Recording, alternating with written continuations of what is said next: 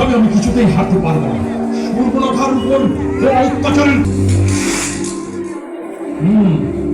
আমি ভিতরে যেতে পারবো না, তাতে কি হয়েছে? সীতা তো বাইরে আসতে পারবে। মুনিবর, আমি আপনার জন্য ভোজন নিয়ে এসেছি, গ্রহণ করুন। ক্ষমা করুন মুনিবর, আমি এই সীমার বাইরে আসতে পারবো না। আপনাকে একটু কষ্ট করে এখানে আসতে হবে।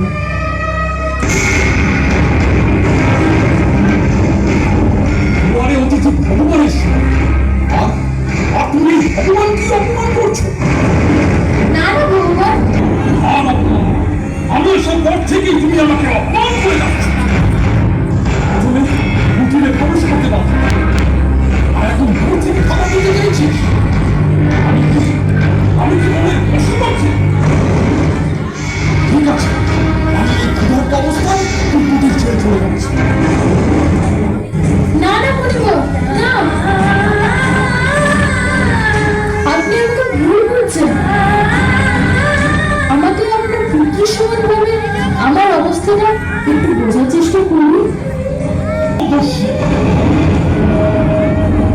আমি জানি যে তোমার স্বামী একটি স্বর্ণবীর্যের পিছনে ছুটছে, আর সেই স্বর্ণবীর্য তার ধারালো শির দিয়ে তোমার স্বামীকে আঘাত পর্যন্ত করেছে।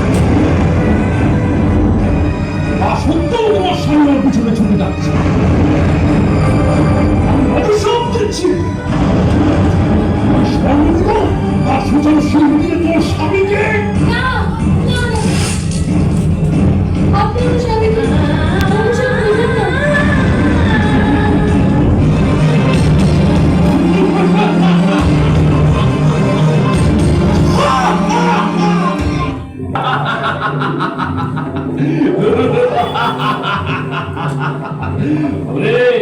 এবার তোকেই লঙ্কায় নিয়ে যাবো।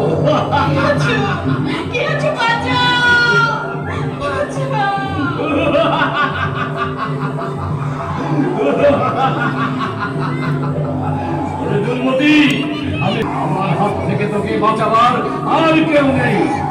যে মায়াবী মারিচের কৌশলে আচ্ছন্ন।